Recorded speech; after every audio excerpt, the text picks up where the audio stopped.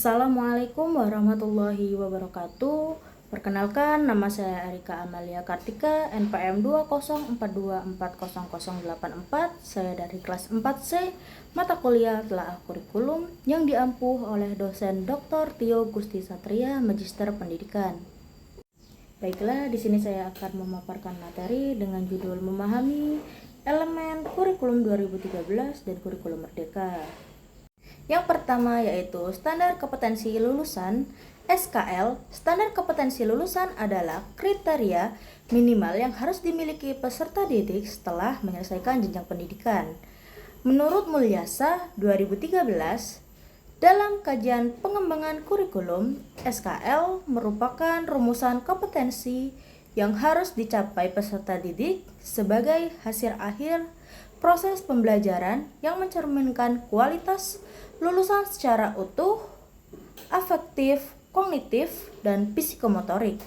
Selain itu, Wina Sanjaya 2010 menyatakan bahwa SKL adalah gambaran profil kemampuan lulusan yang menjadi arah dan tujuan utama dalam seluruh proses pendidikan, sehingga menjadi dasar dalam perencanaan, pelaksanaan, dan evaluasi pembelajaran. SKL mencakup 3 aspek utama, yaitu yang pertama, sikap afektif. Sikap adalah perilaku atau nilai yang ditunjukkan peserta didik dalam kehidupan sehari-hari, seperti kejujuran, disiplin, tanggung jawab, dan kerjasama. Contohnya, siswa datang tepat waktu ke sekolah, siswa tidak mencontek saat ujian, dan siswa bekerja sama dalam tugas kelompok. Yang kedua, pengetahuan kognitif. Pengetahuan adalah kemampuan berpikir yang berkaitan dengan memahami, mengingat, dan menganalisis materi pembelajaran. Contohnya adalah siswa dapat menjelaskan materi pembelajaran dengan benar, siswa mampu menjawab soal ujian, dan siswa memahami konsep matematika atau IPA. Dan yang ketiga yaitu keterampilan psikomotorik.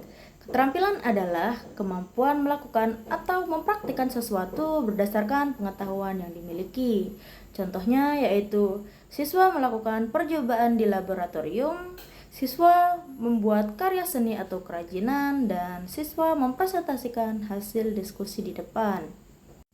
Tujuannya adalah agar peserta didik memahami dan mencapai kemampuan pada aspek sikap, pengetahuan, dan keterampilan, sehingga menjadi lulusan yang kompeten dan siap menghadapi kehidupan sehari-hari.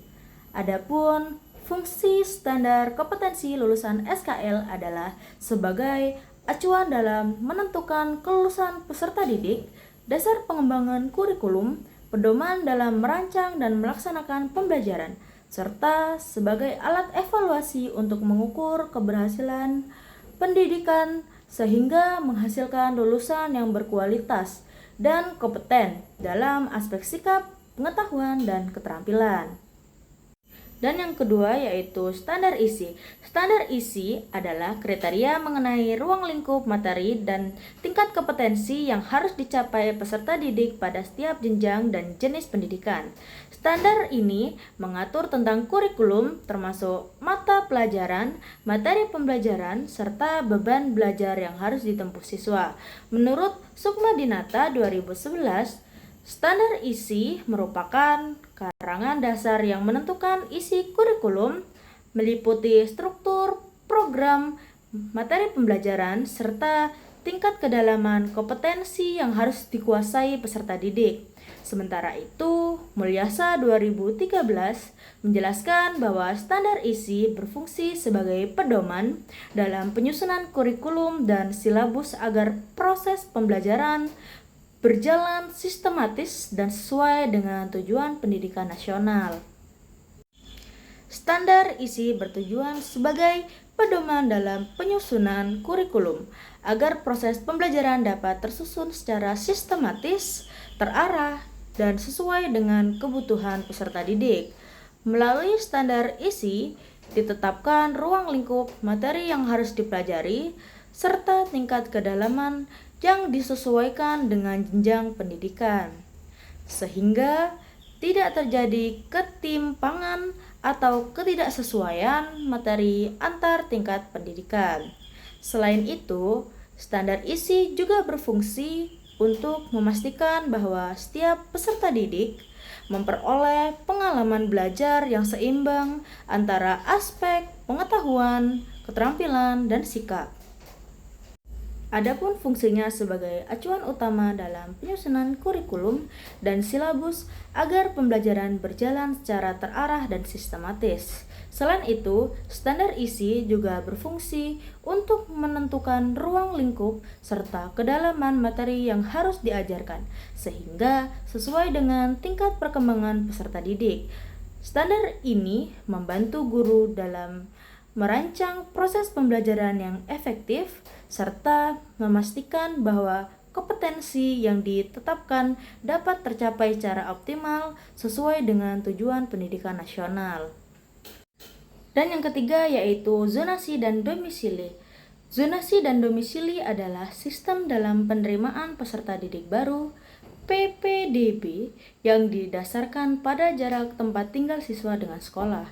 Menurut Kemendikbud 2018, dalam berbagai publikasi kebijakan pendidikan, sistem zonasi merupakan strategi untuk memastikan distribusi peserta didik yang merata, serta meningkatkan akses layanan pendidikan yang lebih adil dan inklusif. Dalam kajian kebijakan pendidikan, Suryadi 2019 menyatakan bahwa sistem zonasi merupakan upaya reformasi pendidikan untuk mengurangi kesenjangan kualitas antar sekolah, serta menghapus label sekolah favorit dan non-favorit melalui pemerataan sumber daya pendidikan. Tujuan sistem zonasi dan domisili yaitu untuk menciptakan pemerataan akses pendidikan bagi seluruh peserta didik tanpa memandang latar belakang. Dengan adanya sistem ini diharapkan tidak ada lagi kesenjangan yang terlalu jauh antar sekolah, baik segi kualitas maupun jumlah siswa. Selain itu, zonasi juga bertujuan agar siswa bisa bersekolah lebih dekat dengan tempat tinggalnya, sehingga lebih efisien dari segi waktu dan biaya. Sistem ini juga membantu mengurangi penumpukan siswa di sekolah tertentu, serta mendorong pemerataan kualitas pendidikan di setiap wilayah secara bertahap. Adapun fungsi dari sistem zonasi dan domisili yaitu sebagai pedoman dalam proses penerimaan peserta didik baru PPDB agar lebih tertata dan adil. Sistem ini berfungsi untuk mengatur persebaran siswa supaya tidak terpusat di sekolah tertentu saja. Zonasi juga berfungsi sebagai upaya pemerintah dalam meningkatkan pemerataan kualitas pendidikan dengan mendorong semua sekolah berkembang secara merata.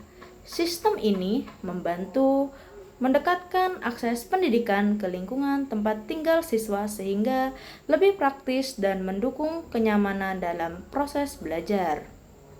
Baiklah, kesimpulan dari materi yang sudah saya sampaikan mengenai standar kompetensi lulusan SKL, standar isi, serta sistem zonasi dan domisili merupakan 3 komponen penting dalam penyelenggaraan pendidikan yang saling berkaitan.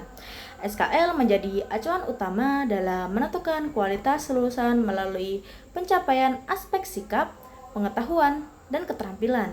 Standar isi berperan sebagai pedoman dalam penyusunan kurikulum agar materi pembelajaran tersusun sistematis dan sesuai dengan tujuan pendidikan. Sementara itu, sistem zonasi dan domisili mendukung pemerataan akses pendidikan dengan memberikan kesempatan yang adil bagi setiap peserta didik. Dengan adanya ketiga komponen ini, diharapkan tercipta proses pendidikan yang terarah, merata, dan mampu menghasilkan lulusan yang kompeten serta siap menghadapi kehidupan sehari-hari. Baiklah, hanya itu saja materi yang dapat saya sampaikan. Semoga bermanfaat bagi kita semua. Dan jika ada salah kata, saya mohon maaf. Kepada Allah saya mohon ampun. Saya akhiri. Wassalamualaikum warahmatullahi wabarakatuh.